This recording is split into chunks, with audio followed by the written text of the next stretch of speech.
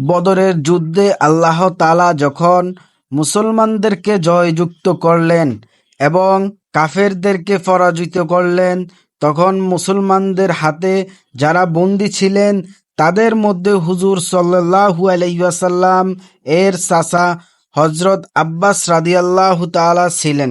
বন্দীদের থেকে যখন মুক্তিপণ দাবি করা হলো, তখন হযরত আব্বাস বলেন, হে মুহাম্মদ, আমি তো গরিব, আমার কাছে তো কিছুই নেই। তুমি যখন আমাকে মক্কায় ত্যাগ করে চলে এসেছিলে, তখন বংশের সবার থেকে গরিব আমি ছিলাম।